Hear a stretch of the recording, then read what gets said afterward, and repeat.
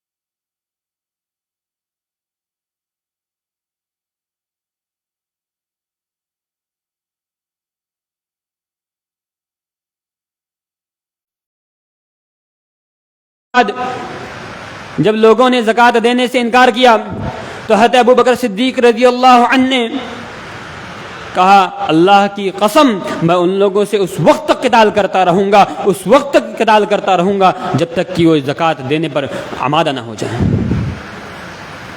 اس کے بعد اللہ رب العالمین فرماتا ہے والذین هم لفروجہم حافظون، جو اپنے شرمگاہوں کی حفاظت کرتے ہیں۔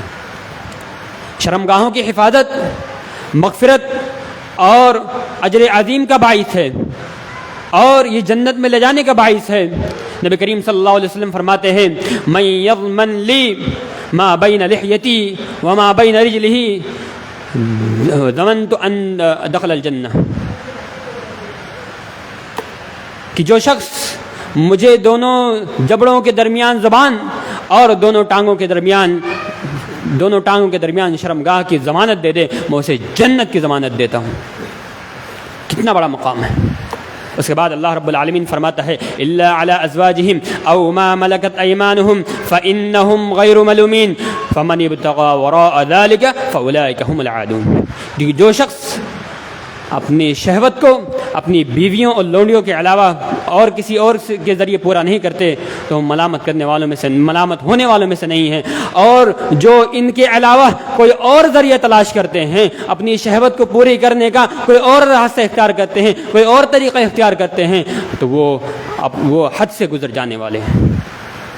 اس کے بعد اللہ رب العالمین فرماتا ہے والذین هم لاماناتہم وعہدہم راعون، جو اپنے امانتوں اور وعدوں کا پاس رکھتے ہیں۔ امانت میں خیانت کرنا اور وعدہ خلافی کرنا یہ منافقین کی علامت ہے۔ اللہ رب العالمین اللہ کے رسول صلی اللہ علیہ وسلم فرماتے ہیں آیت المنافق ثلاث اذا حدث کذب واذا وعد اخلف واذا اؤتمن خان، کہ جب وہ منافق کی تین علامتیں ہیں، جب بات کرے تو جھوٹ بولے، جب وعدہ کرے تو وعدہ خلافی کرے، اور جب اس کو کوئی امانت دی جائے تو امانت میں خیانت کر جائے۔ یعنی ایک انسان اپنے امانت میں خیانت کرنے کی وجہ سے، وعدے خلافی کرنے کی وجہ سے منافقین کی صف میں شمار ہو جاتا ہے۔ اس کے بعد ان سب صفات کا ذکر کرنے کے بعد اللہ رب العالمین فرماتا ہے والذین هم علی صلواتہم یحافظون، جو اپنے نمازوں کی حفاظت کرتے ہیں۔ نمازوں کی حفاظت، نماز یہ حد فاصل ہے مومنوں اور کافروں کے درمیان، ایمان اور کفر کے درمیان یہ ایک حد فاصل ہے، یہی ایک تمیز کرنے والی چیز ہے کہ کون مومن ہے کون کافر ہے۔ یہ ایک انتہائی قیمتی اثاثہ ہے اور آج ہم نے اسے ہی بھلا دیا ہے، آج ہم نے نماز کو ہی بھلا دیا ہے، حالانکہ یہ سب سے قیمتی اثاثہ ہے۔ سب سے پہلے ایمان کے ارکان میں سب سے پہلا نمبر، سب سے پہلا توحید کے بعد سب سے پہلا نمبر اسی کا۔ اس کے بعد اللہ رب العالمین فرماتا ہے اولئک هم الوارثون، کہ وہی لوگ وارث ہیں الذین یرثون الفردوس ہم فیہا خالدون۔ کس چیز کے وارث ہیں؟ مال و دولت کے وارث نہیں ہیں، مکان و زمین و مکان کے وارث نہیں ہیں، بلڈنگوں کے وارث نہیں ہیں، بلکہ کس چیز کے؟ جنت الفردوس کے وارث ہیں، جنت الفردوس کے وارث۔ اور یہاں پہ وراثت کا لفظ استعمال کیا گیا، آپ غور کریں تو وراثت کا لفظ، وراثت کیا ہوتا ہے کہ وراثت کے اندر ایک چیز پائی جاتی ہے کہ وہ کبھی انسان سے کبھی ہمیشہ ہر حال میں ملتی ہے، کبھی ایسا نہ ہو کہ وراثت انسان کو نہیں ملے، ہر حال میں ملتی ہے اگر موانع ارث نہ پائی جائیں۔ آپ غور کریں تو یہ جو صفات بیان کی گئی ہیں، آپ غور کریں تو اللہ رب العالمین نے یہ جو صفات بیان کی ہیں ان کے اندر ہم کتنا عمل کرتے ہیں؟ اپنے نفس کا محاسبہ کیجئے، کتنا عمل کرتے ہیں، اور ہر در پر کامیابی کامیابی کامیابی کامیابی، ہر جگہ کامیابی کے لیے پیچھے بھاگے جا رہے ہیں، دوڑے جا رہے ہیں، بھاگے جا رہے ہیں، اپنی سکون و راحت کو چھوڑ کر کے بھاگے جا رہے ہیں کامیابی کے پیچھے۔ لیکن جب مؤذن اذان دیتا ہے حی علی الصلاح حی علی الفلاح، آؤ نماز کی طرف، آؤ کامیابی کی طرف، تو ہم کان نہیں دھرتے ہیں، نہیں آتے ہیں۔ سوچنے کا مقام ہے۔ محترم سامعین، جو شخص اپنے آپ کو ان صفات سے متصف کرے گا، اپنے آپ کو اس پر محمول کرے گا، وہ شخص جنت میں اعلیٰ مقام پائے گا، جنت الفردوس کا حقدار ہوگا۔ لہذا ضرورت اس بات کی ہے کہ ہم اپنے آپ کو ان صفات سے متصف کریں، مومن بنیں، کامل مومن بنیں۔ یہ جو صفات بیان کی گئی ہیں ان پر عمل کریں، یہ اصول بیان کیے گئے ہیں ان پر عمل کریں اور ان سے اپنے آپ کو متصف کریں تو یقیناً کامیاب ہو سکتے ہیں۔ اور حقیقی کامیابی یہی ہے۔ اللہ رب العالمین فرماتا ہے وعد اللہ المؤمنین والمؤمنات جنات تجری من تحت الانہار، اللہ رب العالمین نے مومنوں سے جنت کا وعدہ کیا ہے، لہذا ضرورت اس بات کی ہے کہ ہم اس پر عمل کریں۔ آخر میں دعا ہے کہ اللہ رب العالمین ہمیں جنت الفردوس میں اعلیٰ سے اعلیٰ مقام عطا فرمائیں، آمین۔ وآخر دعوانا ان الحمد للہ رب العالمین، السلام علیکم ورحمۃ اللہ وبرکاتہ۔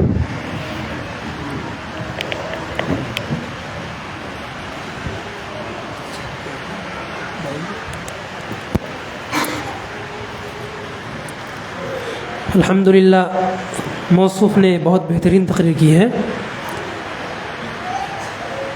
گرچہ بہت جوشیلی تقریر تو نہیں ہے لیکن یہی تقریر مفید ہے کہ وہ آپ کو بات سمجھا رہے تھے اور آپ کو بھی انشاءاللہ بات سمجھ میں آئی ہوگی۔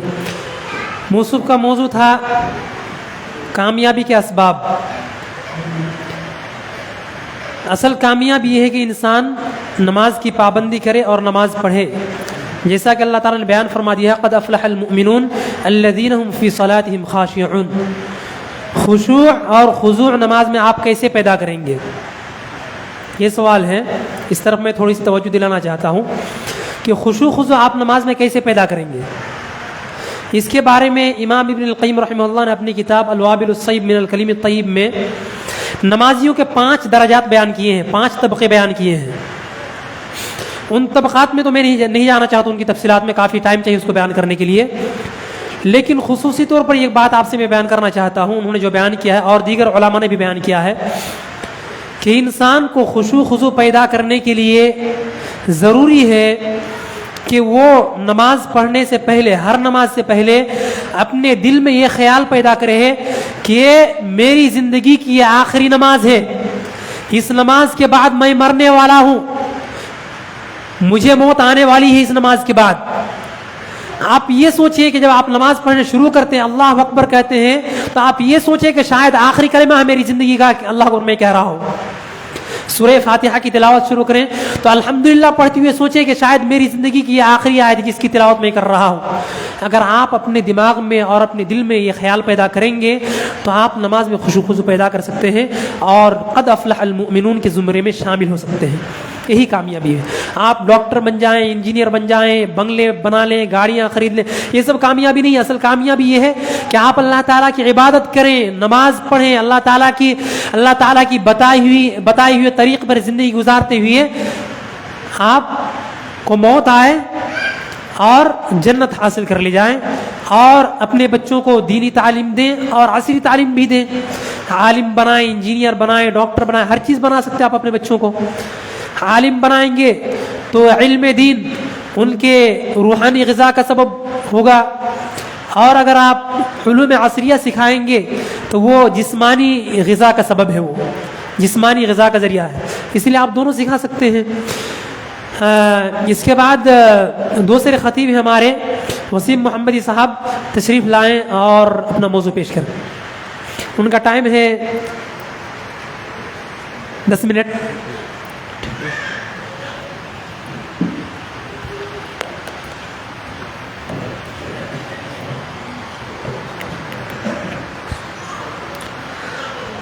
السلام علیکم ورحمۃ اللہ وبرکاتہ۔ بسم اللہ الرحمن الرحیم۔ الحمد للہ رب العالمین والعاقبۃ للمتقین والصلاة والسلام علی رسولہ الکریم، اما بعد فاعوذ باللہ من الشیطان الرجیم۔ بسم اللہ الرحمن الرحیم۔ وما اصابتکم من مصیبہ فبما كسبت أيديكم ويعفو عن كثير۔ صدر محترم، اسٹیج پر تشریف فرما علماء کرام اور دیگر مصلیان،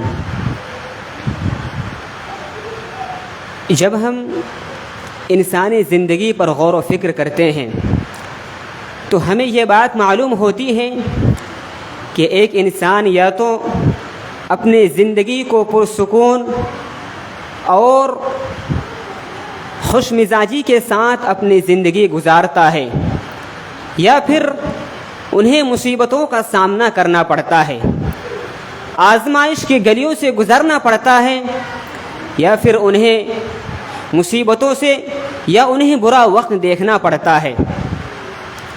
اور یہ حقیقت بھی ہے کہ جب انسان کو چین و سکون کی زندگی نصیب ہوتی ہے، آرام و سکون کی زندگی نصیب ہوتی ہے، تب انہیں یہ معلوم نہیں ہوتا یا انہیں احساس نہیں ہوتا کہ آخر یہ نعمت چین و سکون کی زندگی کہاں سے نصیب ہوئی۔ لیکن اسی کے برعکس جب انسان کو برا وقت سے مقابلہ کرنا پڑتا ہے، مصیبتوں سے دوچار ہونا پڑتا ہے، آزمائش کی گلیوں سے گزرنا پڑتا ہے، تو انہیں احساس ہوتا ہے کہ آخر کیا وجہ ہے کہ انہیں مصیبتوں سے مقابلہ کرنا پڑتا ہے۔ اور یہ ہمارے معاشرے کی حقیقت ہے۔ لیکن جب ایک انسان اپنے آپ کو مسلمان کہتا ہے تو ان کے لیے ضروری ہے کہ وہ ان کو اسی طریقے سے سوچے جس طرح اللہ رب العالمین نے انہیں حکم دیا ہے، کیونکہ اللہ رب العالمین نے انہیں مسلمان بنایا ہے۔ اللہ رب العالمین نے انہیں کتاب یعنی قرآن مجید جن کے بارے میں اللہ رب العالمین نے خود کہا ہے ذَلِكَ الْكِتَابُ لَا رَيْبَ فِيهِ کہ اس کے بارے میں کوئی شک نہیں ہے، اور اسی طریقے سے ان کے مطابق اپنی زندگی کو گزارے۔ یہی وجہ ہے کہ ایک مسلمان کا سوچنا اور ایک کافر کا سوچنا دونوں کے درمیان بہت بڑا فرق ہے۔ جب ایک انسان اپنے آپ کو اللہ رب العالمین کے حوالے کر دیتا ہے اور جب ان کی زندگی کے اندر کوئی پریشانی آتی ہے تو ان کا سوچنے کا طریقہ الگ ہوتا ہے۔ یہی وجہ ہے کہ اللہ رب العالمین نے قرآن مجید کے اندر ارشاد فرمایا وَمَا أَصَابَتْكُم مِّن مُّصِيبَةٍ فَبِمَا كَسَبَتْ أَيْدِيكُمْ وَيَعْفُو عَن كَثِيرٍ کہ انسانی زندگی کے اندر پریشانی کا آنا، مصیبتوں سے دوچار ہونا، آزمائش کے گلیوں سے گزرنا، یہ ان کے برے اعمال کا نتیجہ ہے۔ یعنی جب انسان اپنے آپ کو گھاٹے کا سودا سمجھے یا کسی مصیبتوں کے اندر وہ اپنے آپ کو پائے تو وہ سوچے، وہ دیکھے کہ کہیں ایسا تو نہیں کہ ہماری زندگی کہیں ایسے گوشے سے گزر رہی ہے جنہیں اللہ رب العالمین ناپسند کرتا ہو، ہماری زندگی کہیں ایسے طریقے پر تو نہیں گزر رہی ہے جو سنت نبوی کے خلاف ہو، اور انہیں ان پر جائزہ لینا چاہیے۔ اسی طرح اللہ رب العالمین دوسری جگہ ارشاد فرماتا ہے ظہر الفساد فی البر والبحر بما کسبت ایدی الناس لیذیقہم بعض الذی عملوا لعلہم یرجعون کہ بحر و بر کے اندر فساد کا پھیل جانا یہ انسان کے برے اعمال کا نتیجہ ہے۔ جب انسان اللہ رب العالمین کو بھلا دیتا ہے، جب انسان اللہ رب العالمین کے علاوہ دوسروں کو اپنا حقیقی معبود ماننے لگتا ہے، جب زندگی کے اندر نبی کریم صلی اللہ علیہ وسلم کے طریقے کو پسے پشت ڈال دیتا ہے تو اللہ رب العالمین بھی انہیں بھول جاتا ہے۔ اللہ رب العالمین کی طرف سے عذاب کا نازل ہوتا ہے جن کی وجہ سے انہیں مصیبتوں سے دوچار ہونا پڑتا ہے۔ اسی کی طرف اللہ رب العالمین دوسری جگہ ارشاد فرماتا ہے وَلَا تَهِنُوا وَلَا تَحْزَنُوا وَأَنْتُمُ الْأَعْلَوْنَ إِن كُنتُم مُؤْمِنِينَ کہ انسان اگر یہ سمجھتا ہے کہ انہیں مصیبتوں سے دوچار ہونا پڑا ہے، پریشانیوں کا سامنا ہوا ہے، محنت کرنے کے باوجود رزق کے اندر برکت نہیں آ رہی ہے، تو وہ سوچے کہیں ایسا تو نہیں کہ ان کا کمانے کا طریقہ الگ ہو، وہ سوچے کہیں ایسا تو نہیں وہ اس کاروبار کے اندر ملوث ہے جسے اللہ رب العالمین نے حرام قرار دیا ہے، کہیں وہ سوچے کہ ان کا کاروبار کہیں سود کے ذریعے تو نہیں چل رہا ہے جنہیں اللہ رب العالمین نے حرام قرار دیا ہے، وہ سوچے کہ ان کا سوچنے کا طریقہ، طرز زندگی کہیں سنت نبوی جس کے بارے میں اللہ رب العالمین نے قرآن مجید کے اندر کہا وَمَا آتَاكُمُ الرَّسُولُ فَخُذُوهُ وَمَا نَهَاكُمْ عَنْهُمْ فَانْتَهُوا کہ نبی کریم صلی اللہ علیہ وسلم جو بھی تمہیں دے انہیں تم قبول کر لو. کہیں ایسا تو نہیں کہ ہم نبی کریم صلی اللہ علیہ وسلم کے طریقے کو چھوڑ کر ہم مخالف طریقے کو اپنی زندگی کے اندر ترجیح دینے لگے ہیں.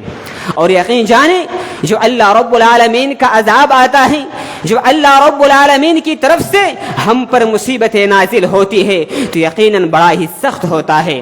اور جب ایک انسان کی زندگی کے اندر جب مصیبتیں نازل ہوتی ہے تو مصیبتوں کا نازل ہونا یہ بھی ایک سبب ہے کہ آخر اللہ رب العالمین انسانوں کے پاس عذاب کو نازل کیوں کرتا ہے، انسان کو مصیبتوں سے دوچار ہونا کیوں پڑتا ہے. اللہ رب العالمین فرماتا ہے فَأَخَذْنَاهُمْ بِالْعَذَابِ لَعَلَّهُمْ يَرْجِعُونَ کہ ہم ان کی طرف عذاب کو اسی لیے بھیجتے ہیں، نازل کرتے ہیں، یا انہیں مصیبتوں سے دوچار ہونا اس لیے پڑتا ہے کہ شاید کہ وہ ہماری طرف لوٹ آئے، شاید کہ وہ اللہ رب العالمین کو اپنا حقیقی معبود مانے، شاید کہ وہ اللہ رب العالمین نے جس چیز کو حرام قرار دیا ہے ان کو چھوڑ کر وہ حلال کی اور بڑھے، شاید کہ وہ نبی کریم صلی اللہ علیہ وسلم جو ہمارے لیے اسوہ اور نمونہ ہے، جو انسان بھول چکا ہے، وہ اپنی زندگی کے ہر گوشے کے اندر ان کو مقدم رکھے. اسی کی طرف اللہ رب العالمین اور اسی طرح اللہ رب العالمین دوسری جگہ ارشاد فرماتا ہے من عمل صالحا من ذکر او انثى وهو مؤمن فلنحيينه حیاة طیبہ. یقیناً جو بھی مرد عورت نیک اعمال کو انجام دیتے ہیں، عمل صالح کی اور بڑھتے ہیں، یقیناً ہم ان کی زندگی کو خوشگوار بنا دیتے ہیں. اگر ہم معاشرہ کا جائزہ لیں، ہم اپنی زندگی کے اندر دیکھیں تو تمام قسم کی برائیوں کا جو جڑ ہے وہ یقیناً رزق ہے. انسان جب کمانے کو سوچتا ہے تو وہ اللہ رب العالمین کے حکم کو نہیں دیکھتا. جب کمانے کو سوچتا ہے تو حرام اور حلال کے درمیان فرق کو نہیں سمجھتا ہے. وہ رزق کو کمانے کی وجہ سے وہ حرام اور حرام کے درمیان فرق نہیں کرتا. وہ بھول جاتا ہے کہ اللہ رب العالمین نے کس چیز کو حرام اور حرام قرار دیا ہے. لیکن اگر ہم اس چیز کو بھول جائیں گے تو یقیناً ہم کامیابی کو اور نہیں بڑھ پائیں گے. میرے بھائی اور دوستو، جب ہم معاشرے کے اندر دیکھتے ہیں تو ہمیں یہ بات معلوم ہوتی ہے کہ بسا اوقات انسان برا کرتا ہے، بسا اوقات وہ اللہ رب العالمین کو حقیقی معبود نہیں مانتا، لیکن پھر بھی وہ کامیاب نظر آتا ہے. معاشرے کے اندر ان کی عزت و وقار ہے، معاشرے کے اندر انہیں بڑا سمجھا جاتا ہے، مال و دولت کی کوئی کمی نہیں. میرے بھائی اور دوستو، کامیابی یہ نہیں کہ مال و دولت کا آ جانا، کامیابی یہ نہیں کہ معاشرے کے اندر عزت کما لینا. یقین جانیں کامیابی تو یہ ہے کہ عزت کے ساتھ ساتھ چین و سکون کی زندگی نصیب ہو. کامیابی تو یہ ہے کہ ہم اللہ رب العالمین کے دربار میں ہم اپنے آپ کو اس حیثیت سے سر جھکائے کہ اللہ میں تیرے دربار میں حاضر اس حیثیت سے ہوا ہوں کہ یقیناً ہم صرف اور صرف تیرے حکم کے مطابق ہم زندگی گزارتے ہیں. لیکن ایسا نہیں کہ ہم کسی معاملے میں جب ہمارا کسی معاملے میں ہمارا فائدہ ہو، جب کبھی ہمیں لگے کہ ہمیں اس معاملے میں فائدہ نظر آتا ہے تو ہم وہاں پر اللہ اور اس کے رسول کو یاد تو کرتے ہیں.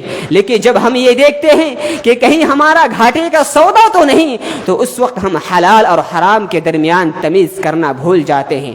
اس وقت ہم سود اور اللہ رب العالمین نے جس چیز کو حلال قرار دیا ہے ان کے درمیان ہم تمیز کرنا بھول جاتے ہیں، کیونکہ معاملہ اپنے کا ہو جاتا ہے.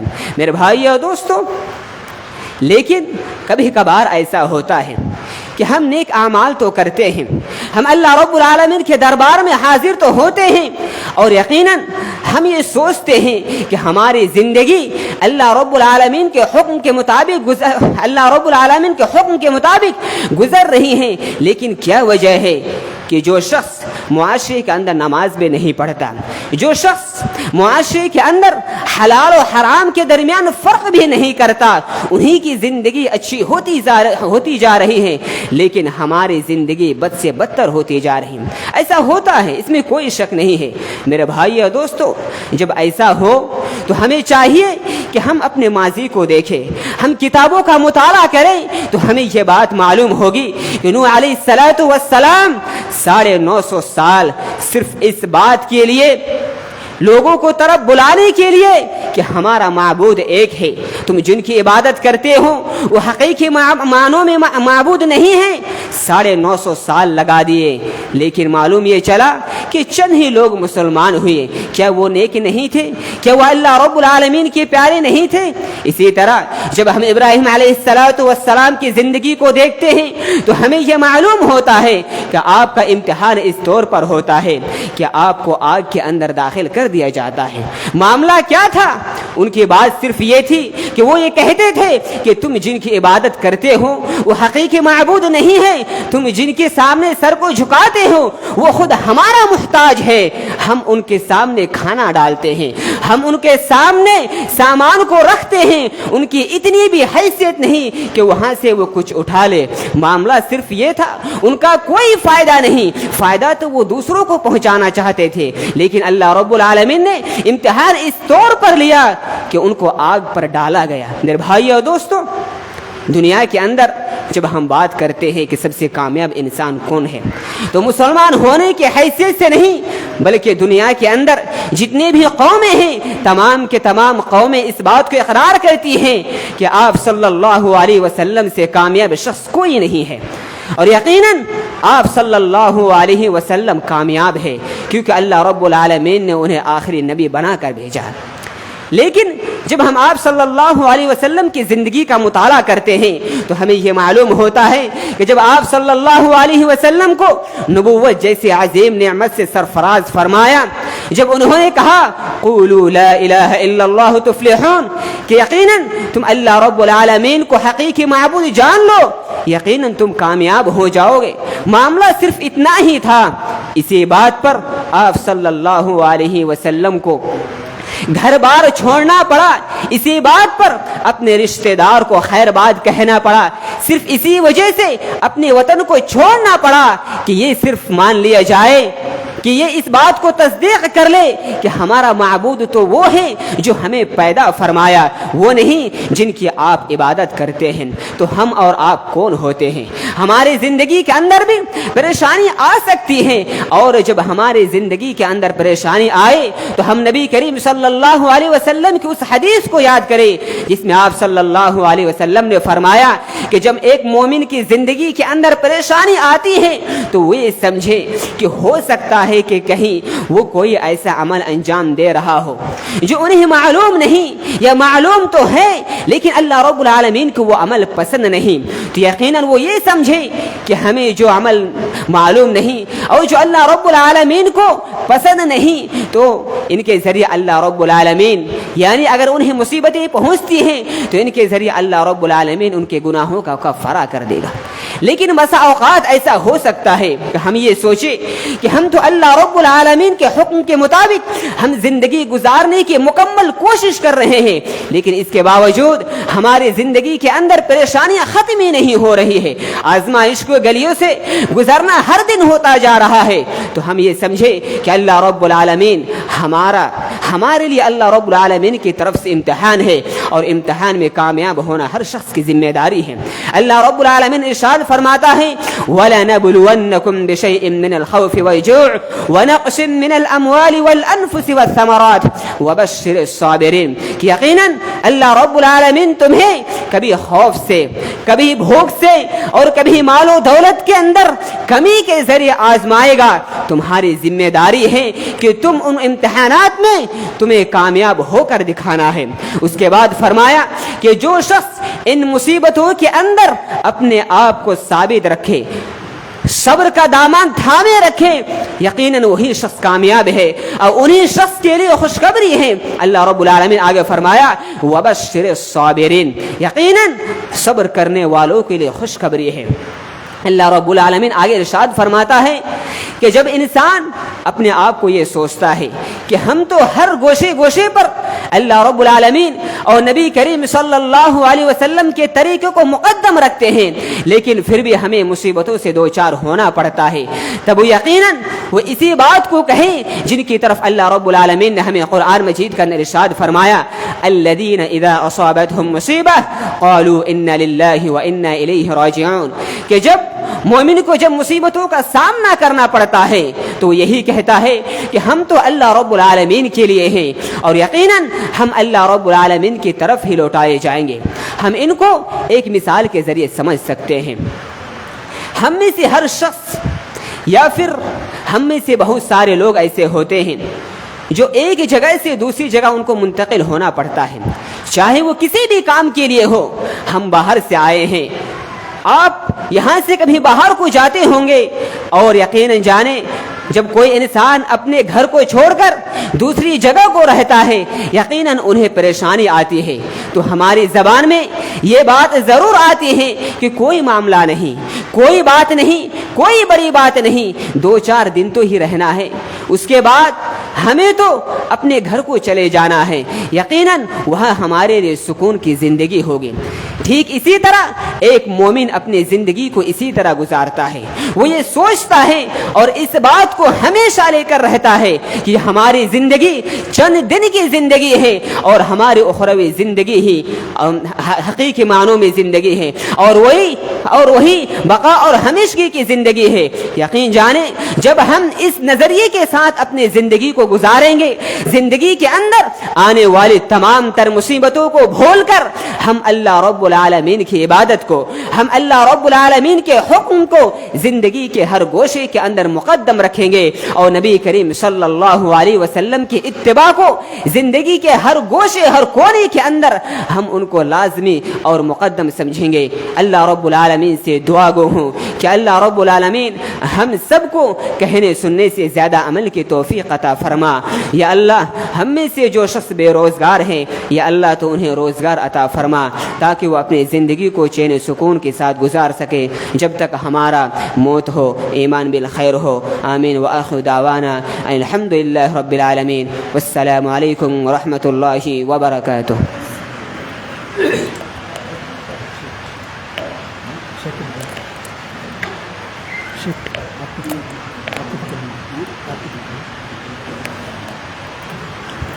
حضرات محترم موصوف الحمدللہ بہت بہترین تقریر فرما رہے تھے۔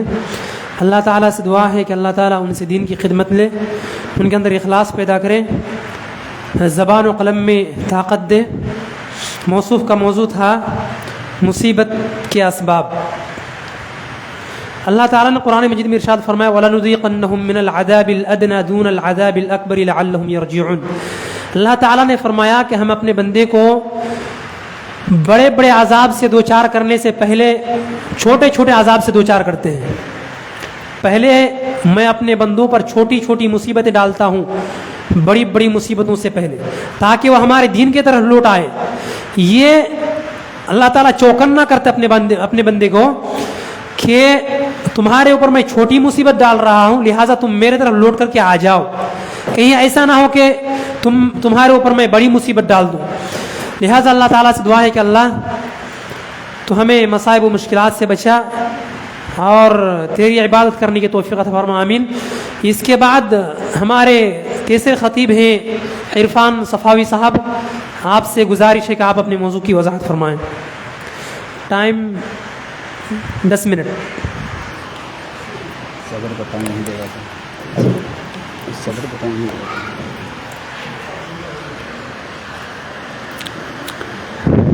السلام علیکم ورحمۃ اللہ وبرکاتہ۔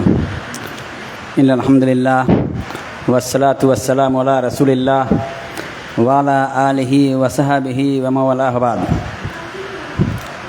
عزیزان گرامی،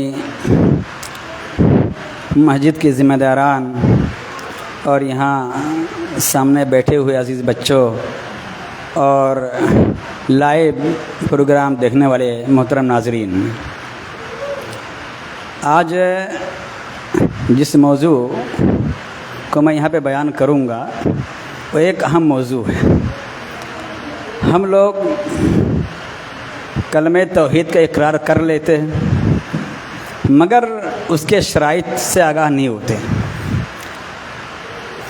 آج انہی شرائط کا انشاءاللہ میں بالاختصار تذکرہ کروں گا۔ اللہ تعالیٰ سے دعا ہے کہ اللہ تعالیٰ ہمیں حق بات کہنے کی توفیق عطا فرمائے۔ اس سے پہلے کہ میں اپنا عنوان شروع کروں، کچھ چیزوں کی وضاحت کرنا مناسب سمجھتا ہوں۔ پہلی چیز جو ہمارے اناؤنسر صاحب نے پہلے بیان کر دیا ہے کہ تقریر کے بعد ہر تقریر سے متعلق کچھ نہ کچھ سوالات ہوں گے، وہ چھوٹے بچوں سے بھی ہوں گے اور بڑے لوگوں سے بھی ہوں گے، اور یہ کتابیں جو ہم لوگ لے کے آئے ہیں وہ آپ ہی کے لیے لے کے آئے ہیں، واپس لے کے نہیں جانا ہے انشاءاللہ۔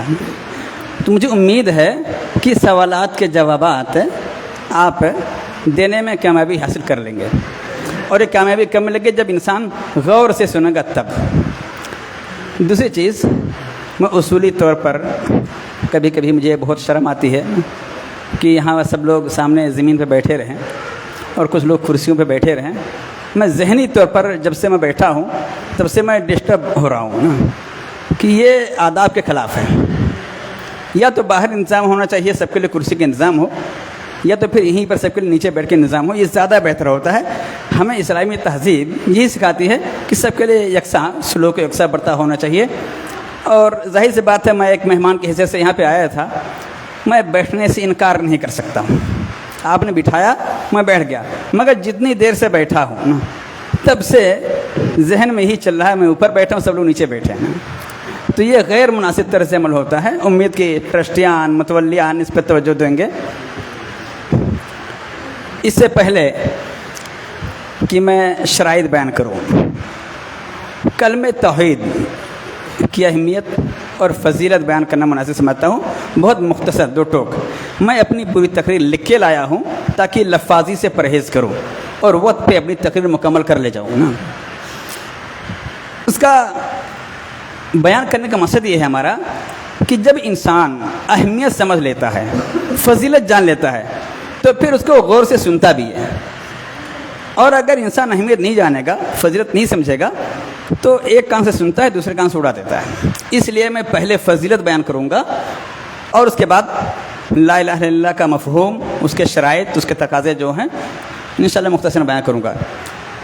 تو یہ کلمہ لا الہ الا اللہ، جس کو ہم لوگ کلمہ توحید کہتے ہیں، یہ انبیاء کی، سارے انبیاء کی دعوت کا محور ہے۔ محور مطلب سارے انبیاء نے اسی کلمے کی دعوت دی ہے، کسی بھی نبی کی دعوت اس سے جدا نہیں تھی۔ اللہ تعالیٰ فرماتا ہے وما ارسلنا من قبلک من رسول الا نوحی الیہ انہ لا الہ الا انا فاعبدون، کہ ہم نے آپ سے پہلے جتنے بھی انبیاء بھیجے سب کو یہی وہ کرتے رہے کہ میرے علاوہ کوئی دوسرا معبود نہیں ہے، تم ہماری ہی عبادت کیا کرو۔ تو یہ سب سے بڑی فضیلت کہ اللہ رب العالمین نے نبیوں کا سلسلہ اسی کلمے کے خاطر جاری کیا تھا۔ اگر اس کلمہ کی تعلیم دینا مقصد نہ ہوتا تو شاید انبیاء کا سلسلہ بھی نہ ہوتا۔ تو یہ سب سے بڑی فضیلت ہے۔ اسی طرح سے ایک دوسری فضیلت کہ جب انسان دعوت کے میدان میں جاتا ہے تو سب سے پہلے جس چیز کی دعوت دیتا ہے وہ یہی ہے، فَلْيَكُنْ أَوَّلَ مَا تَدْعُوهُمْ إِلَيْهِ شَهَادَةُ أَن لَّا إِلَٰهَ إِلَّا اللَّهُ۔ نبی کریم صلی اللہ علیہ وسلم جب کسی صحابی کو کہیں پر بھیجتے تھے، جنگ کے میدان میں بھی اور ویسے بھی دعوت تبلیغ کے لیے، تو سب کو یہ حکم دیا جاتا تھا کہ سب سے پہلے جس چیز کی دعوت دینا ہے، جنگ سے پہلے بھی اور تبلیغ سے پہلے بھی، تو اسی کلمہ لا الہ الا اللہ کی دعوت دینا ہے۔ تو یہ ایک دوسری فضیلت ہے۔ اسی طرح سے جو شخص لا الہ الا اللہ دل سے کہہ لیتا ہے اس کے لیے جہنم حرام ہو جاتی ہے۔ ان اللہ حرم علی النار من قال لا الہ الا اللہ یبتغی بذلک وجہ اللہ، کہ اللہ رب العالمین نے جہنم پر ایسے شخص کو حرام کر رکھا ہے جو لا الہ الا اللہ کہے لیکن اس کے ذریعے اللہ تعالیٰ کا چہرہ کے طلبگار ہو۔ میں نے جان بوجھ کر کے رضا کا ترجمہ نہیں کیا ہے، یہ بتانے کے لیے کہ صفات کے باب میں جب تک بذالک وجہ اللہ کے ترجمہ لوگ غلط کر دیا کرتے ہیں، اللہ تعالیٰ کی رضا چاہتے ہوئے، تو اللہ تعالیٰ کی رضا کا ترجمہ غلط ہوتا ہے۔ اللہ تعالیٰ کا چہرہ قرآن مجید میں ضمنی طور سے اپنے عنوان سے ہٹ پہ بتا رہا ہوں کہ قرآن مجید میں جب آپ غور کریں گے تو جہاں کہیں رضا الہی کا تذکرہ ہے تو ابتغاء رضوان اللہ، تو رضوان کا لفظ آتا ہے، اور جہاں پر چہرے کا تذکرہ ہے وہاں پر وجہ آتا ہے۔ بہت سارے لوگوں کو غلط فہمی ہوتی ہے، وجہ کا ترجمہ اللہ تعالیٰ کی مرضی، اللہ تعالیٰ کی رضا سے کر دیتے ہیں، اور یہ غلط ترجمہ ہوتا ہے علماء کی طرف سے بھی، طلباء کی طرف سے بھی اور سامعین کی طرف سے بھی۔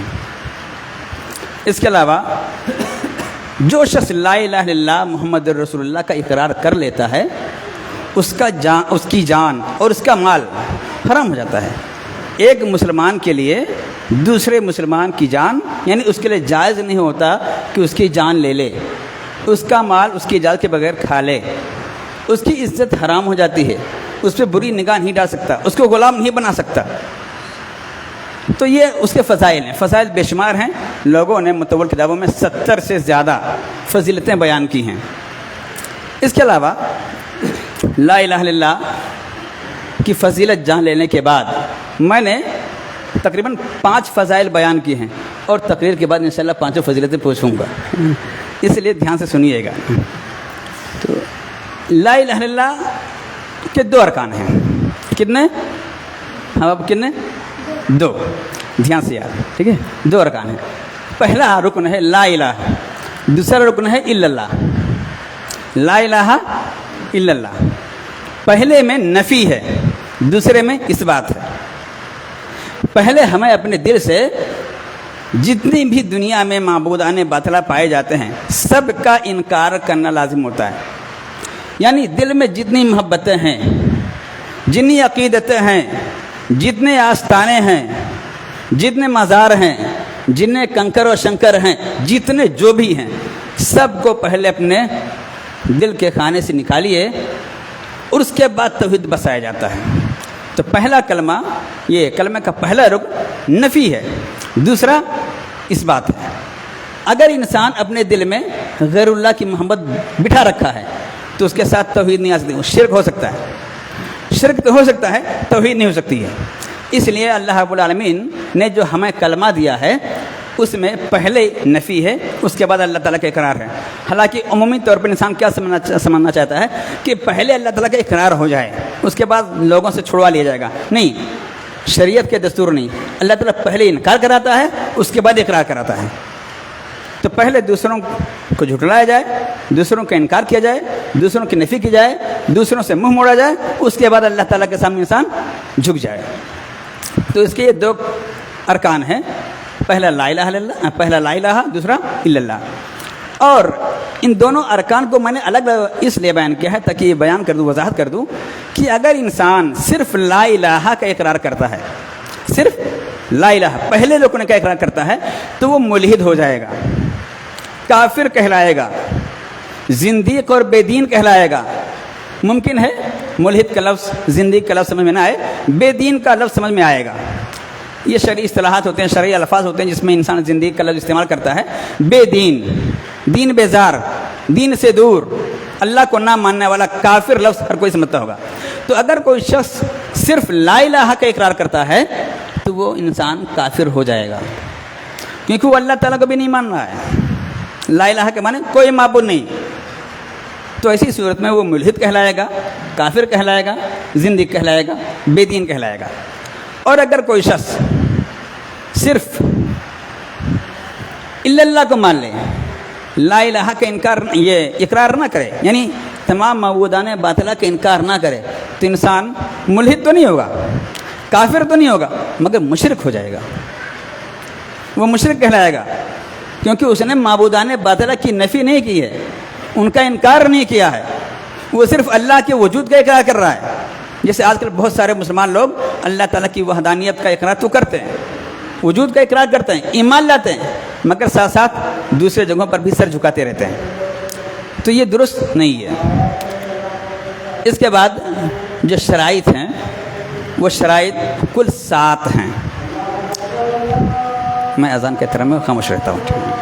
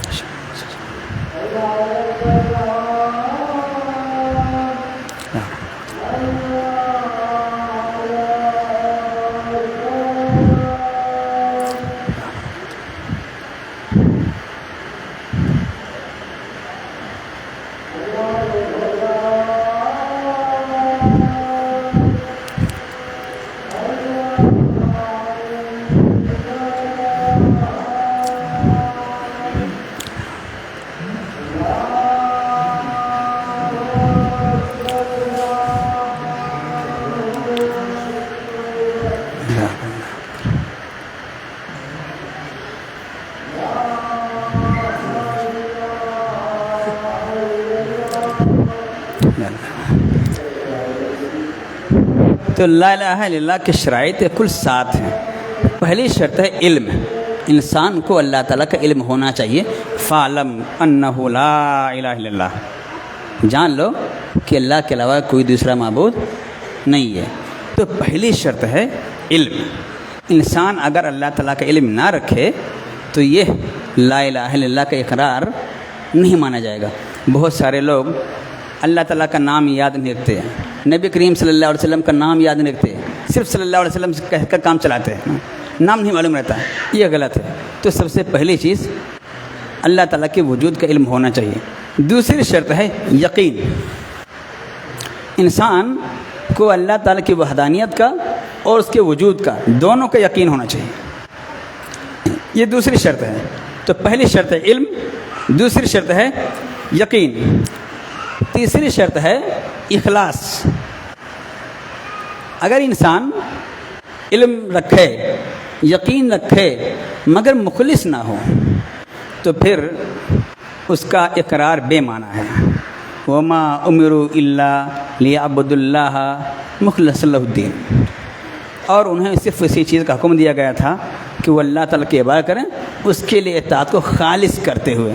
تو اخلاص پہ ہمیں تقریر نہیں کرنی ہے. اخلاص کی اہمیت آپ سب کو معلوم ہے. تو علم نمبر 1، نمبر 2 یقین، نمبر 3 اخلاص، نمبر 4 صدق، سچائی. یعنی انسان جو اقرار کر رہا ہے اس کا دل سے اقرار کرے، جھوٹا اقرار نہ کرے. اگر جھوٹ میں اقرار کر رہا ہے تو منافق ہوگا. اللہ تعالیٰ کہتا ہے کیا لوگوں نے یہ سمجھ رکھا ہے کہ انہیں چھوڑ دیا جائے گا اور انہیں آزمایا نہیں جائے گا؟ نہیں، انہیں ضرور آزمایا جائے گا. یہاں تک کہ اللہ رب العالمین جان لے کہ ان میں سے کون سچا ہے، وہی عالم الکاذبین، اور جھوٹوں کو بھی پتہ کر لے کہ اس میں سے کون جھوٹ میں بول رہا ہے نا. تو یہ چوتھی چیز ہے. نمبر 1 علم، نمبر 2 یقین، نمبر 3 اخلاص، اور نمبر 4 صدق. یہ نمبر 5واں ہے محبت. انسان دل سے اللہ تعالیٰ سے محبت کرے.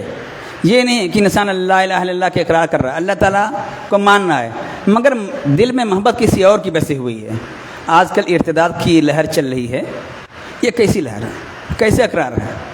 اگر انسان کے دل میں اللہ تعالیٰ کی محبت رہے تو دنیاوی محبتیں، ہوس کی خاطر انسان اسلام کو نہ چھوڑے، مرتد نہ ہو، کافروں سے دل نہ لگائے. تو محبت ضروری ہے. اللہ تعالیٰ کیا کہتا ہے کہ جو لوگ اللہ تعالیٰ پر ایمان لاتے ہیں والذین آمنوا اشد حبا للہ، ان کی اللہ تعالیٰ سے محبت اس سے زیادہ ہوتی ہے. اور چھٹی چیز ہے انقیاد. انقیاد مطلب اطاعت، قبول کرنا. فلہو اسلموا، کہ اس کے لیے اسلام لاؤ، اس کی تابع داری کرو. اگر ہم یہ چاہتے ہیں کہ صرف زبان سے اقرار کرتے رہیں، تابع داری نہ کریں، تو یہ لا الہ الا اللہ غیر معتبر ہوگا. ہمارے اسلاف میں سے کسی سے نے پوچھا گیا کہ حدیث کیا کہتے ہیں کہ جو لا الہ الا اللہ کہہ دے گا وہ جنت میں جائے گا. کہ دیکھو ایسا نہیں ہے. یہ لا الہ الا اللہ جنت کی کنجی ہے، مفتاح الجنہ ضرور ہے، مگر ہر کنجی میں دندانے ہوتے ہیں. تو لا الہ الا اللہ کے دندانے بھی ہیں. تو وہ دندانے کیا ہیں؟ عمل، اطاعت، انقیاد. آپ اس کو جو بھی نام دے دیں تو اطاعت کرنا. اور آخری شرط ہے قبول، کہ انسان اس کو قبول کرے، دل سے بھی قبول کرے، زبان سے بھی کرے، اور عمل سے بھی قبول کرے. نبی کریم صلی اللہ علیہ وسلم فرماتے ہیں من قبل منی الکلمہ التی عرضتها علی امی، جو شخص مجھ سے میری جانب سے وہ کلمہ قبول کر لے جو میں نے اپنے چچا پر پیش کیا تھا، فردھا، اور انہوں نے اس کا انکار کر دیا تھا، قبول نہیں کیا تھا، دخل جنہ، تو جنت میں داخل ہوگا. تو یہ کل شرائط 7 ہیں. اللہ رب العالمین سے دعا ہے کہ اللہ رب العالمین ہمیں ان کے تقاضوں کے مطابق بھی عمل کرنے کی توفیق عطا فرمائے. انشاءاللہ اس کے بعد کیا مکالمہ ہے؟ تو مکالمہ ہے. ہاں ہاں، تو سوالات میں کرنا چاہتا تھا. تو آخر میں ٹھیک، تو انشاءاللہ میں بعد میں کروں گا، مکالمے کے بعد انشاءاللہ. ٹھیک ہے، تیار رہنا ہے. السلام علیکم ورحمۃ اللہ وبرکاتہ.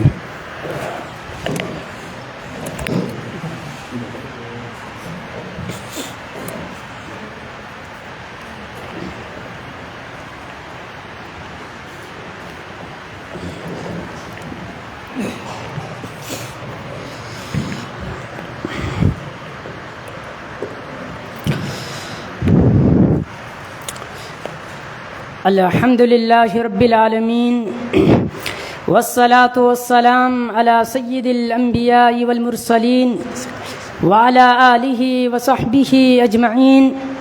أما بعد، قال الله تعالى في القرآن الكريم: يا أيها الذين آمنوا أطيعوا الله وأطيعوا الرسول ولا تبطلوا أعمالكم. محترم حضرات، اللہ تبارک و تعالیٰ کا فرمان ہے: یا ایھا الذین آمنوا اطیعوا اللہ و اطیعوا الرسول. کیا ایمان والو، تم اللہ اور اس کے رسول کی اطاعت کرو. اتنا ذکر کرنے کے بعد فوراً آگے اللہ نے کہا: ولا تبطلوا اعمالکم. یہ بات ذہن نشین کر لو کہ اگر تم نے اللہ اور اس کے رسول کے مطابق عمل نہیں کیا تو تمہارے عمل کو تمہارے منہ پر مار دیا جائے گا، تمہارا عمل قابل قبول نہیں ہوگا. نقطہ یہ ملا کہ ہم جو بھی عمل کریں اللہ اور اس کے رسول کے طریقے کے مطابق عمل کریں. شریعت نے جو طریقہ ہمیں بتایا ہے اس طریقے کے مطابق عمل کریں. میں نے آیت کریمہ اس لیے ذکر کی کہ ابھی ہم جس مہینے سے گزر رہے ہیں یہ مہینہ رجب کا مہینہ ہے. اس مہینے میں بہت سارے ایسے لوگ ہیں جو مختلف قسم کے اعمال انجام دے رہے ہیں. ایسے ماحول میں ہمارے ذہن میں کچھ سوالات پیدا ہو رہے ہیں کہ کیا یہ اعمال جو مسلمان انجام دے رہے ہیں کیا یہ اعمال صحیح ہیں یا غلط ہیں. اسی لیے آج کے اس محفل میں انشاءاللہ ہم ماہ رجب کے مہینے کے تعلق سے جو سوالات پیدا ہو رہے ہیں ان کے تعلق سے قرآن و حدیث کی روشنی میں جائزہ لیں گے کہ کیا یہ اعمال صحیح ہیں یا غلط ہیں. ہم شیخ صفی الرحمن محمدی سے سوال کریں گے. سب سے پہلا سوال تو یہ شیخ کہ ہم جس مہینے سے ابھی گزر رہے ہیں یہ رجب کا مہینہ، اس مہینے کی شرعی حیثیت کیا ہے؟ کیا اس مہینے کی کوئی خاص فضیلت احادیث کے اندر وارد ہے؟ اس کی ذرا وضاحت کریں.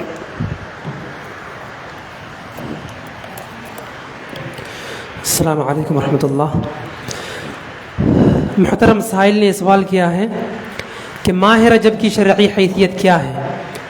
تو حضرات، ماہ رجب کی شرعی حیثیت کو جاننے کے لیے بس یہی بات کافی ہے کہ ماہ رجب حرمت والے 4 مہینوں میں سے ایک مہینہ ہے.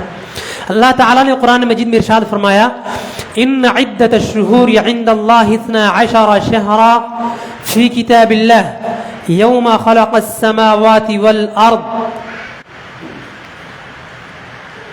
اللہ تعالیٰ نے اس آیت میں بیان فرما دیا ہے کہ مہینوں کی گنتی اللہ تعالیٰ کے نزدیک کل 12 ہیں، اور یہ گنتی اسی وقت سے ہے جب سے اللہ تعالیٰ نے آسمان و زمین کو پیدا فرمایا ہے.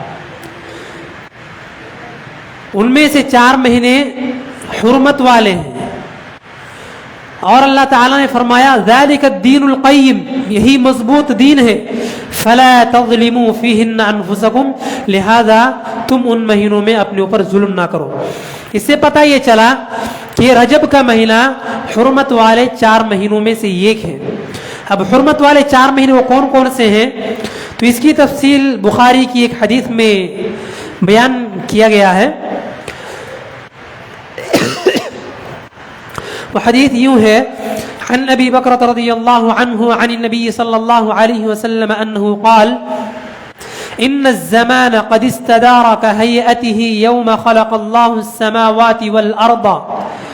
السنة 12 شهرا منها 4 حرم 3 متواليات ذو القعدة وذو الحجة والمحرم ورجب شهر مضر بين جمادى وشعبان. رواه البخاری. اللہ کے رسول صلی اللہ علیہ وسلم نے فرمایا کہ 4 مہینے حرمت والے ہیں. سال 12 مہینوں کا ہے، ان میں سے 4 مہینے حرمت والے ہیں. 3 مہینے پیدر پہ ہیں، 3 مہینے پیدر پہ ہیں، ذوالقعدہ، ذوالحجہ اور محرم. اور 4تھا مہینہ ہے رجب کا مہینہ جو جمادہ اور شعبان کے درمیان آتا ہے. تو اللہ کے رسول صلی اللہ علیہ وسلم نے اس حدیث میں یہ بیان فرما دیا ہے کہ 4 مہینے حرمت والے ہیں، اور وہ 4 مہینے کون کون سے اس کو بھی بیان فرما دیا ہے. لہٰذا ان میں سے ایک مہینہ رجب کا مہینہ ہے. تو ہمیں اس سے پتہ ہی چلا کہ رجب کا مہینہ حرمت والے 4 مہینوں میں سے ایک مہینہ ہے. وہ ذوالقعدہ، ذوالحجہ، محرم اور رجب. ذوالقعدہ، ذوالحجہ، محرم اور رجب، یہ 4 مہینے حرمت والے ہیں. دوسرا سوال. دوسرا سوال یہ ہے کہ آپ نے جیسا کہا کہ رجب کا مہینہ حرمت والے مہینوں میں سے ہے، تو حرمت والے مہینوں میں سے اس کا کیا مطلب ہوتا ہے؟ اس کا کیا مطلب ہے؟ ذرا اس کی بھی وضاحت کریں. حرمت والے مہینوں کا مطلب کیا ہے؟ انتہائی مختصر انداز میں اس کا جواب دیتا ہوں. حضرت جابر رضی اللہ عنہ نے بیان فرمایا لم يكن رسول الله صلى الله عليه وسلم يغزو في الشهر الحرام إلا أن يغزى أو يغزو فإذا حضر ذاك أقام حتى ينسلخ. بیان فرماتے ہیں کہ رسول اللہ صلی اللہ علیہ وسلم حرمت والے مہینوں میں جنگ و قتال نہیں کیا کرتے تھے. جب حرمت والے مہینے آتے تھے تو اللہ کے رسول صلی اللہ علیہ وسلم اگر پہلے سے جنگ جاری رہتی تو جنگ کو روک دیا کرتے تھے حتیٰ کہ حرمت والے مہینے گزر جائیں. الا ان یغزا او یغزو، سوائے اس کے کہ اللہ کے رسول صلی اللہ علیہ وسلم پر حملہ کر دیا جائے یا دشمن حملہ آور ہو جائیں. اس سے پتہ یہ چلا، 2 نقطہ جاننے کی ضرورت ہے کہ ہم جنگ کی ابتدا نہیں کر سکتے ہیں. حرمت والے مہینوں میں جنگ کی شروعات نہیں کر سکتے ہیں، لیکن اگر دشمن نے جنگ کی شروعات کی ہے تو ہم دفاعی جنگ کر سکتے ہیں. دفاعی جنگ کر سکتے ہیں. تو حرمت والے مہینوں کا ایک مطلب یہ ہے کہ اس میں جنگ و جدال نہیں کریں گے، جھگڑیں گے نہیں، لڑائی نہیں کریں گے. حالانکہ یہ ساری چیزیں تمام مہینوں میں حرام ہیں، لیکن اللہ تعالیٰ نے ان 4 مہینے حرمت والے مہینوں میں خصوصی طور پر حرام قرار دیا ہے.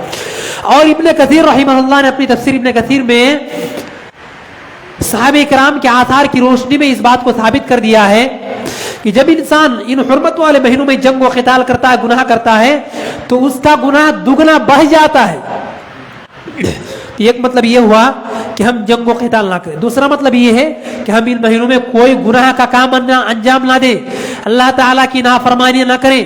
حرمت والے مہینوں کے یہ 2 مطالب ہیں کہ ہم جنگ و قتال نہ کریں، پہلا مطلب یہ ہے. دوسرا مطلب یہ ہے کہ ہم کوئی گناہ کا کام نہ انجام دیں. تیسرا سوال. ایک سوال یہ ہے کہ اس مہینے میں بہت سارے لوگ ایسے ہیں جو صلاۃ الرغائب پڑھتے ہیں، کیا یہ نماز مشروع ہے؟ کتاب و سنت کی روشنی میں واضح کریں.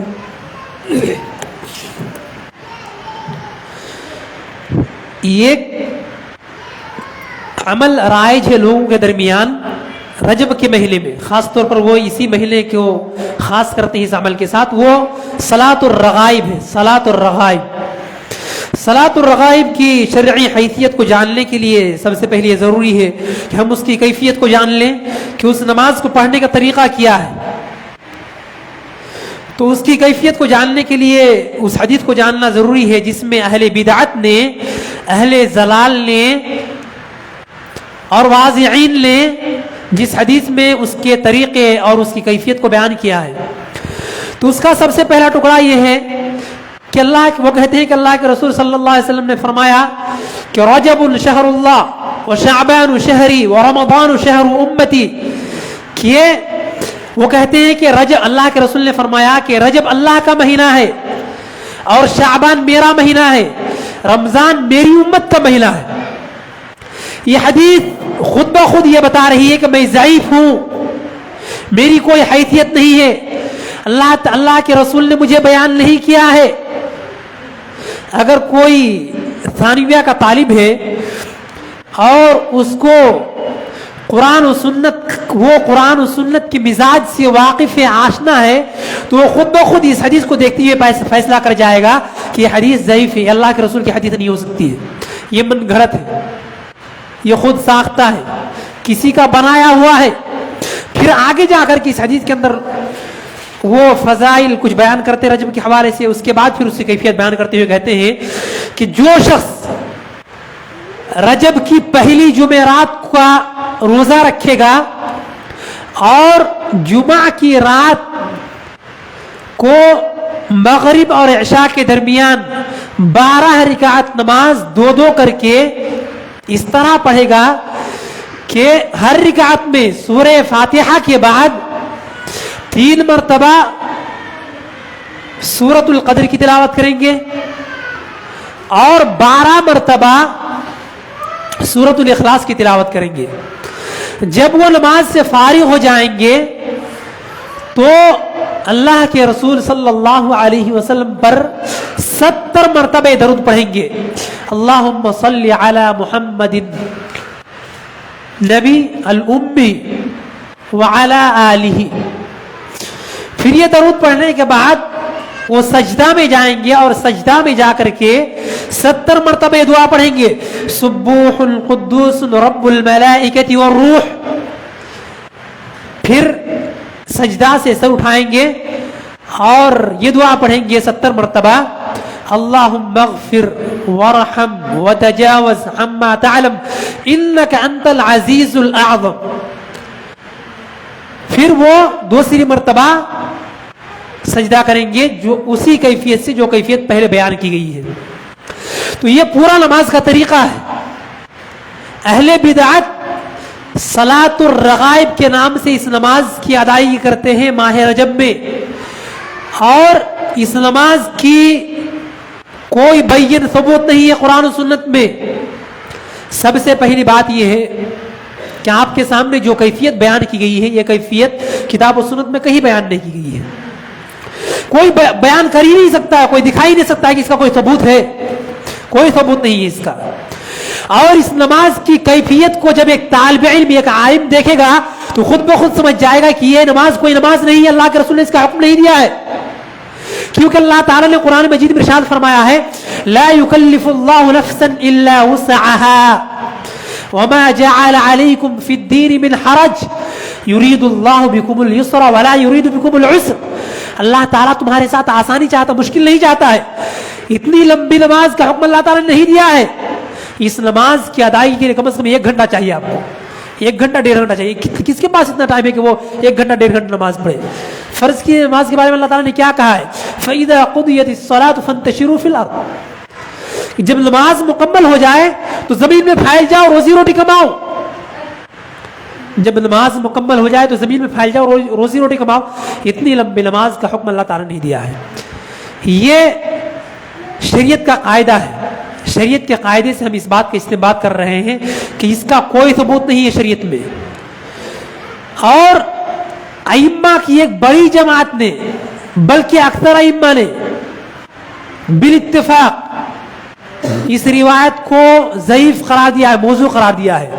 उनमें से इब्नुल जौजी, ज़हबी, इब्नु रजब, शौकानी, नववी, मोहम्मद बिन ताहिर अल हिंदी, इमाम इब्न अल क़य्यिम, इब्न तैमिया, इब्न हजर, अलबानी, इनके अलावा बहुत सारे अइम्मा जो जर्ह व तादील के बाब में इमाम हैं, उन्होंने इस हदीस को ज़ईफ करार दिया है। और अब्दुल हई लखनवी जो हनफियों के बहुत बड़े आलिम हैं, उन्होंने कहा कि ये बिल इत्तिफाक ये हदीस ज़ईफ है, इसका कोई सबूत नहीं है। लिहाजा पता ये चला कि सलातुर रगाइब के नाम से कोई चीज़ अल्लाह के रसूल सल्लल्लाहु अलैहि वसल्लम से साबित नहीं है। लिहाजा जब भी आपसे कोई कहे कि सलातुर रगाइब पढ़ो तो आप उनसे कहें कि बिदअत है, गुनाह है, अल्लाह के रसूल से इसका कोई सबूत नहीं है। इसी तरीके से बहुत सारे लोग ऐसे हैं जो इस महीने में रोज़े भी रखते हैं, क्या माह रजब के मखसूस रोज़े साबित हैं? ज़रा वजाहत करें। माह रमज़ान के हवाले से, माह रजब के हवाले से कोई रोज़ा नहीं है, अल्लाह के रसूल ने कोई रोज़ा नहीं रखा है। ये इब्नुल जौज़ी और इमाम इब्न हजर के अक़वाल हैं, वो लंबी चौड़ी बहस की इस पे। उनका खुलासा ये है कि मा सह्ह फ़ी फ़द्ल रजब व फ़ी सियामिही अन रसूलिल्लाहि सल्लल्लाहु अलैहि वसल्लम शै। ये कायदा है जो मैंने उनके अक़वाल का खुलासे के तौर पर मैं आपके सामने बयान कर रहा हूँ कि रजब के महीने और इस महीने के रोज़े के सिलसिले में जो भी कोई भी सही हदीस अल्लाह के रसूल से साबित नहीं है। अगर कोई भी हदीस कोई बयान करता है तो मौजू रिवायत है, ज़ईफ़ है, मनगढ़ंत है, किसी का बनाया हुआ है, वो अल्लाह के रसूल से साबित नहीं है। इसीलिए माह रजब में इस नीयत से रोज़ा रखना कि माह रजब की फजीलत की बुनियाद पर मैं ये रोज़ा रख रहा हूँ, ये बिदअत है, ये बिदअत है और गुनाह का काम है। लिहाजा हमें इसका रोज़ा नहीं रखना चाहिए। हाँ, ये एक बात की तरफ तम भी मुनासिब समझता हूँ, अल्लाह के रसूल की हदीस है कि मन सामा यौमन फी सबीलिल्लाहि इब्तिगाअ वजहिल्लाहि बअदल्लाहु वजहहु अनिन नारि 70 खरीफा, कि जो शख्स किसी भी महीने में पूरे साल में एक दिन रोज़ा रखता है इस नीयत से अल्लाह ताला की खुशनुदी और अल्लाह ताला की रिजा जोई के लिए रोज़ा रखता है तो अल्लाह ताला उसके चेहरे को जहन्नम से 70 साल की मसाफत के बराबर दूर कर देता है। तो ये एक आम हदीस है। इसीलिए अल्लाह के रसूल से बात साबित है कि अल्लाह के रसूल जुमेरात को, सोमवार को मुसलसल रोज़ा रखा करते थे और अय्याम 20 हर महीने में, जैसे रजब का महीना है तो 13, 14, 15 तारीख को आप रोज़ा रख सकते हैं, या अय्याम 20 है। तो अगर इस तरह का रोज़ा कोई रखता है तो उसके लिए ठीक है, कोई बात नहीं है। पहले से अगर उसका मामूली रोज़ा रख रहा है तो इसमें कोई हरज नहीं है। लेकिन इस महीने की फजीलत का यह एतकाद रखते हुए रोज़ा रखना बिदअत है।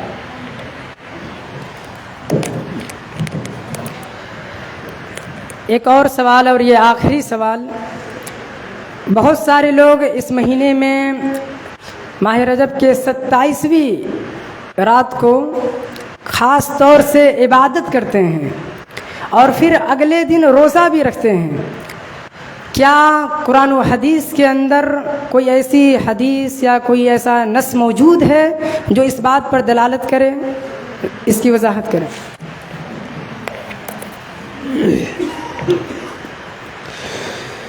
सबसे पहली बात यह है कि मैंने कायदा बयान कर दिया पहले कि मा सह्ह फी फ़द्ल रजब व फी सियामिही अन रसूलिल्लाहि सल्लल्लाहु अलैहि वसल्लम शैउन, कि रजब की फजीलत और रजब के रोज़े के हवाले से अल्लाह के रसूल सल्लल्लाहु अलैहि वसल्लम से कुछ भी साबित नहीं है।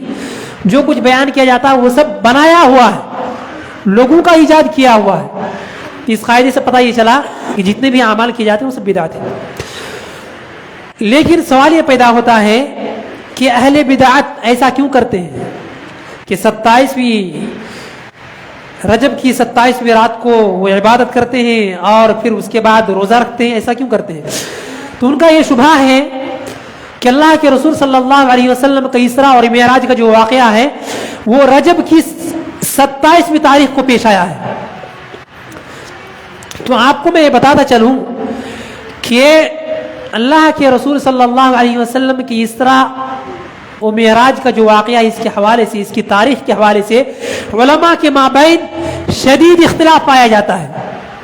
हत्ता कि इब्न हजर रहमहुल्लाह ने अपनी किताब फतहुल बारी शरह सहीह बुखारी में 10 से ज़ायद अक़वाल नकल किए, 10 से ज़ायद। उनमें से एक कौल ये है कि ये इसरा और मेराज का वाक़या अल्लाह के रसूल सल्लल्लाहु अलैहि वसल्लम की हिजरत से 1 साल पहले पेश आया था। रबीउल अव्वल के महीने में 12 नबूवत को ये वाक़या पेश आया था। और इब्न साद, इब्न अबिल इज़्ज़ अल हनफी और दूसरे उलमा इसी तरफ गए हैं। बहुत सारे उलमा ने इस पर इजमा भी नकल किया है, इब्न हज़म वगैरह ने। लेकिन इजमा नकल करना इस मसले में दुरुस्त नहीं है, लेकिन अक्सर उलमा इसी के कायल हैं। लिहाजा अगर अक्सर उलमा इसी के कायल हैं तो इससे ये बात कहाँ साबित होती है कि अल्लाह के रसूल सल्लल्लाहु अलैहि वसल्लम के इसरा और मेराज का वाक़या रजब की 27वीं तारीख को पेश आया है? ये तो साबित नहीं होता है। اگر ثابت ہو بھی جائے، ثابت تو نہیں ہے اور بالیقین ثابت نہیں ہے، اس بات کا کوئی ثبوت نہیں ہے کہ 27ویں تاریخ کو اللہ کے رسول صلی اللہ علیہ وسلم کی اسراء اور معراج کا واقعہ پیش آیا، یہ بات ثابت نہیں ہے۔ اگر ثابت ہو بھی جائے، اگر ثابت نہیں ہے لیکن اگر ثابت ہو بھی جائے، جس سے بات کہاں ثابت ہوتی ہے کہ ہمیں 27ویں رات کو ہمیں اللہ تعالیٰ کی عبادت کرنی ہے اور دوسرے دن ہمیں روزہ رکھنا ہے، یہ بات کہاں ثابت ہوتی ہے؟ یہ تو اللہ کے رسول سے ثابت نہیں ہے۔ اور صرف یہی نہیں، سارے علماء نے تو اس کو باطل قرار دیا ہے، اور حنفیوں کے بہت بڑے عالم جن کا نام پہلے بھی میں ذکر کر چکا ہوں، عبد الحی لکھنوی رحمہ اللہ، بہت بڑے فقیہ ہیں، وہ بہت بڑے فقیہ ہیں حنفیوں کے، وہ بیان فرماتے ہیں کہ مشتہر فی بلاد الہند وغیرہ ان صوم تلک صبیح اللیلۃ یعدل 1000 صوم لا اصل له، کہ 27ویں شب کے رات کی عبادت کے حوالے سے اور اس کے بعد روزے کے حوالے سے بلاد ہند، ملک ہند اور دیگر ممالک میں جو بات رائج ہے، اس کی کوئی دلیل نہیں ہے۔ یہ حنفیوں کی ایک بہت بڑے عالم کا کہنا ہے کہ اس کی کوئی دلیل نہیں ہے، یہ ان کے فقیہ کا قول ہے کہ اس کی کوئی دلیل نہیں ہے۔ لہٰذا اس سے پتہ یہ چلا کہ رجب کی 27ویں رات کو عبادت کرنا، اس کے بعد روزہ رکھنا، اس کی کوئی دلیل نہیں ہے، یہ سب بدعت میں سے ہے۔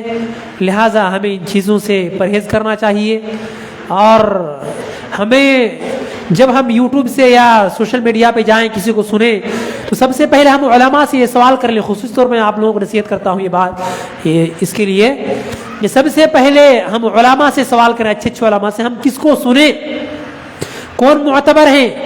ہر ایرو غیرو نتو خیرو کو سننا نہیں ہے، اور اپنی مجلس میں ہر ایرو غیرو نتو خیرو کو دعوت بھی نہیں دینا ہے کہ بہت چلائیں، تقریر کریں، یہ کریں وہ کریں، سب کو دعوت نہیں دینا ہے۔ جب آپ کسی کو دعوت دیں تو آواز کی بنیاد پر یہ فیصلہ نہ کریں، یا تقریروں میں چلانے کی بنیاد پر، گانے کی بنیاد پر، بجانے کی بنیاد پر فیصلہ نہ کریں کہ ہمیں اس کو دعوت دینا ہے، ایسی بات نہیں ہے، بلکہ علم اور تقوی کی بنیاد پر، اور علم اور تقوی کو آپ معیار بنائیں، اور اس بنیاد پر آپ علماء کو اور طلباء کو دعوت دیں۔ اور جب بھی کسی کو سنے تو آواز کی بنیاد پر نہیں، چلانے کی بنیاد پر نہیں، گانے اور بجانے کی بنیاد پر نہیں، بلکہ علماء سے سوال کر کے آپ پوچھیں کہ کون علماء کو سنیں، اس کے بعد جن کے نام آپ کو بتائیں ان کو سنیں آپ، تاکہ صحیح بات آپ تک پہنچ سکے اور صحیح باتوں پر آپ عمل کر سکیں۔ اور مجلس کا اختتام بھی کرنا ہے، اچھا جی، مجلس کا اختتام بھی کرنا، اس سے پہلے کچھ سوالات ہوں گے۔ اس سے پہلے میں آپ لوگوں سے یہاں کا ماحول دیکھ کر کے بہت مجھے خوشی ہوئی کہ آپ اپنے بچوں کو پڑھا رہے ہیں، بلیک بورڈ بھی نظر آ رہا ہے، گویا کہ آپ لوگ اپنے بچوں کو پڑھا رہے ہیں اور حفظ کرا رہے ہیں۔ اس بچے کو دیکھ کر کے بہت بڑی خوشی ہوئی کہ انہوں نے بہت اچھی تلاوت کی، اور جو استاد ان کو پڑھا رہے ہیں وہ ان کی محنت کا یہ نتیجہ ہے، لہٰذا وہ استاد بھی قابل مبارکباد ہیں، بچہ بھی قابل مبارکباد ہے۔ ایک بات میں آپ لوگوں سے کہنا چاہتا ہوں کہ آپ لوگ صرف بچوں کو حفظ نہ کرائیں، بلکہ یہ ارادہ رکھیں کہ ہم اپنے بچوں کو سب سے پہلے ایک اچھا عالم بنائیں۔ عالم بنانے میں حفظ کرائیں گے آپ، اس میں 2 سال جائے گا، اس کے بعد اگر آپ عالم بنائیں گے تو 9-10 سالوں میں آپ کا بچہ عالم بن کر کے تیار ہو جائے گا۔ گویا کہ اگر آپ اپنے بچوں کو 10 سال کی عمر میں یا 8 سال کی عمر میں اگر حافظ بنا دیتے ہیں، اور بہت سارے بچے ہوتے بھی ہیں، میرا ایک بھائی، چھوٹا بھائی، وہ 8 سال کی عمر میں آئندہ سال حافظ بن جائے گا، 8 سال کی عمر میں، تو 8 سال کی عمر میں آپ ایک بچہ کو حافظ بنا سکتے ہیں، یا تو 10 سال کی عمر میں، اس کے بعد آپ مدرسے میں ڈالیں گے تو گویا کہ آپ کا بچہ 20 سال کی عمر تک حافظ پورا عالم بن کر کے تیار ہو جائے گا۔ 20 سال کی عمر تک آپ کا بچہ عالم بن کر کے تیار ہوئے گا، اچھا خاصا عالم، داعی بن جائے گا۔ اس کے بعد جو حکومت سطح پر جو امتحانات ہوتے ہیں بورڈ وغیرہ کے، وہ سب امتحان دلا کے رکھیں آپ، اس کے بعد علوم عصریہ میں اپنے بچوں کو داخلہ کرائیں، IPS بنائیں، IS بنائیں، کلکٹر بنائیں، یا جو بھی حکومت سطح پر جو سیاسی میدان میں کام کر سکتے ہیں، بیرسٹر بنائیں، یہ سب بنائیں، تاکہ آپ کا بچہ عالم بھی بنے اور دنیاوی اعتبار سے IPS IS اور کلکٹر بن کر تیار ہو جائے۔ جب یہ سب بنیں گے تبھی وہ دینی خدمت صحیح سے کر سکتے ہیں، क्योंकि वो माइशत के एतबार से परेशान नहीं रहेंगे। जब आप उसको असरी उलूम या दुनियावी उलूम सिखाएंगे तो ये दुनियावी उलूम उसके जिस्मानी ग़िज़ा, उसकी रोज़ी रोटी का ज़ामिन होगा, रोज़ी रोटी का सबब होगा, रोज़ी रोटी का एक ज़रिया होगा। और जो दीनी इल्म आप सिखाएंगे, उस दीनी इल्म से आपका बच्चा उस दीनी इल्म पर ख़ुद भी अमल करेगा, दूसरों को भी उसकी दावत देगा, अपने घरों को सुधारेगा, अपने ख़ानदान को सुधारेगा। मैं यही से अपनी बात ख़त्म करना चाहता हूँ और सदर साहब से इल्तिमास करता हूँ कि वो अपना सवाल रखें और इनामात की तक़सीम करें।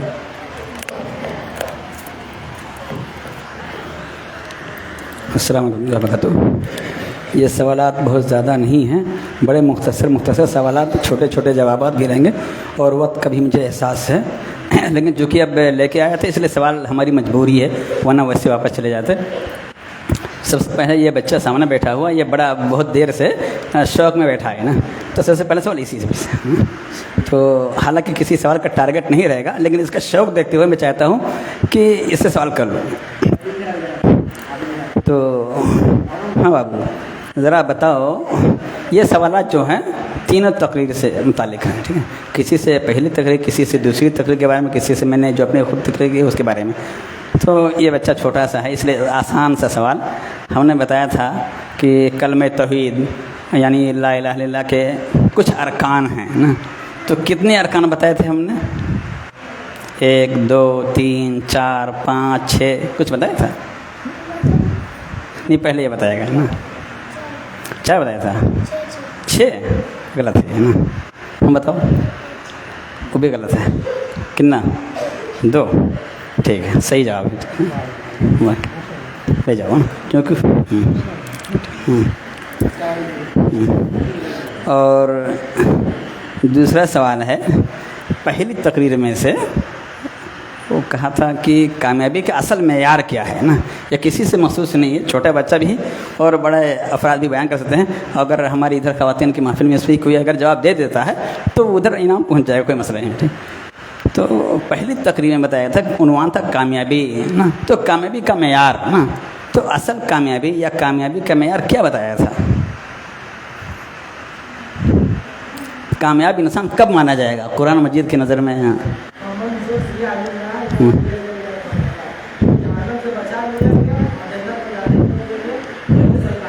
ये जवाब सही है माशाल्लाह, ठीक है, और ये कुरान मजीद का मेयार है, ठीक है।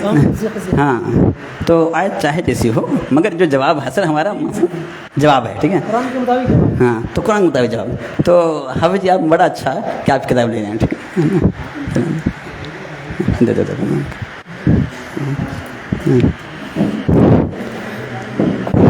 ये सवाल है कि हमने कहा था, यानी दूसरी तकरीर में से एक सवाल है और तकरीर में सिर्फ एक ही सवाल मैंने लिखा उसमें से, तो वो है कि आजमाइशें क्यों आती हैं, मुसीबतें क्यों आती हैं? आजमाइश है, मुसीबत है, परेशानी है, तकलीफ़ है, तो हमारे हाफिज़ साहब ने, मुक़र्रिर ने क्या सब बताया था? अल्लाह रब्बुल आलमीन की जानिब से मुसीबत, परेशानी, तकलीफ़, आफत क्यों आती है?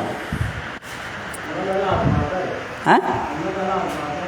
नहीं, आजमाता क्यों आजमाता है?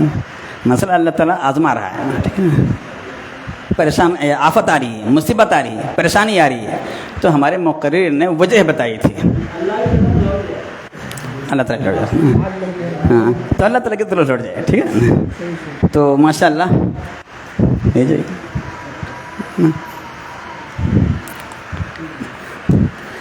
मकसद किताबों की तक़सीम भी है और ये इसके अलावा ये भी था कि इसी बहाने इंसान सुनेगा थोड़ी तवज्जो से। एक सवाल, अल्लाह रब्बुल आलमीन ने मौत और ज़िंदगी को पैदा किया है ना, किस लिए पैदा किया है? बहुत आसान जवाब इसका, ठीक है। वो मैं आयत अगर पढ़ दूँ तो जवाब वाज़ेह हो जाएगा, इसलिए मैं जवाब नहीं, मैं आयत नहीं पढ़ूँगा, पढ़ने वाला, ठीक है। तो अल्लाह रब्बुल आलमीन ने कुरान मजीद में हम लोगों की मौत या ज़िंदगी पैदा करने का मकसद बयान किया है। तो मकसद क्या है? अल्लाह ये नहीं है,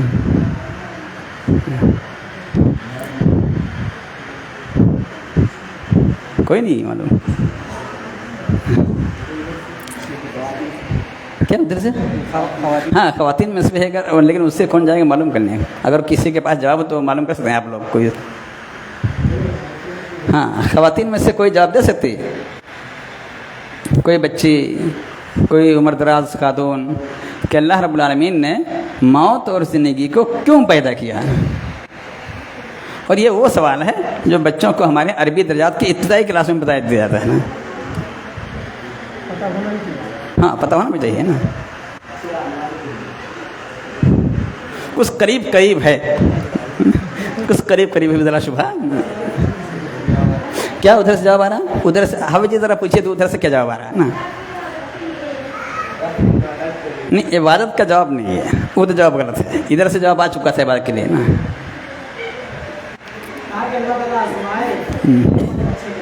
ہاں یہ جواب صحیح ہے، ٹھیک ہے.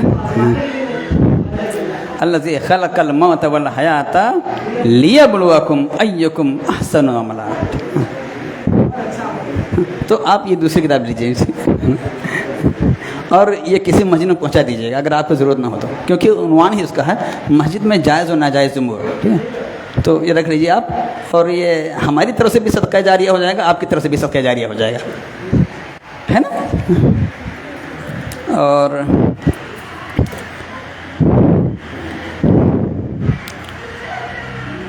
ہم نے بتایا تھا کہ اگر انسان لا الہ الا اللہ میں صرف لا الہ کا اقرار کرتا ہے، الا اللہ کو نہیں مانتا ہے، تو اس پر کون سا حکم نافذ ہوگا؟ ہاں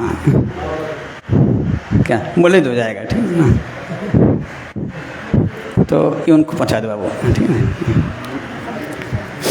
اور جو اصل سوال ہے ہمارا نا لا الہ الا اللہ کے شرائط، وہ سارے شرائط جو میں نے 7 گنائے تھے، ترتیب ضروری نہیں ہے نا. اور خود علماء نے بھی ترتیب کا خیال نہیں رکھا بیان کرتے وقت، یہ لکھتے وقت. تو آپ کسی بھی ترتیب سے آگے پیچھے، پہلے نمبر والا آخر میں بیان کرنے کوئی مسئلہ نہیں. تو لا الہ الا اللہ کے جو 7 شرائط ہیں وہ 7 شرائط بیان کر دیں. اس لیے میں نے کئی مرتبہ اس کو بتایا تھا، 2 3 بیان کر کے پھر دہراتا تھا اس کو، تاکہ انسان کے دل میں بیٹھ جائے نا. ہاں لکھا ہے یہ تقریر کا اصل عنوان تھا ہمارا نا، اللہ کا شاعر تو یاد نہیں ہے.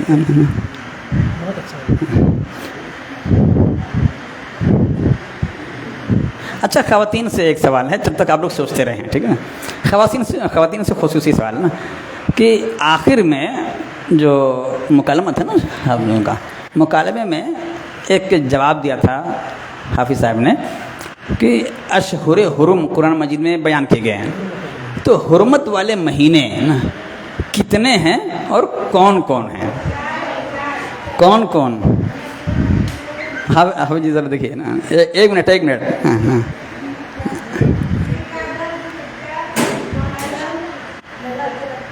ماشاء اللہ خواتین نے بڑی محنت سے سنا ہے. دیجیے ماشاء اللہ. اندر بھی کتاب جانا چاہیے نا، ان کا حق تھا. تو یہ حرمت والے 4 مہینے ہیں. تو ذوالقعدہ، ذوالحجہ، محرم اور رجب. اور میرے پاس ابھی 2 کتاب اور باقی ہے. ٹھیک ہے.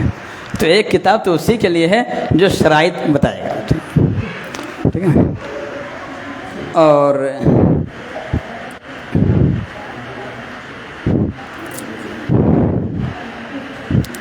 ہم نے ایک سوال میں خود لکھ کے لایا تھا، اور 2 سوال کروں گا، 2 میں سے کوئی بھی ایک جواب بتا دے تو یہ کتاب اس کو مل جائے گی انشاءاللہ. ٹھیک ہے نا.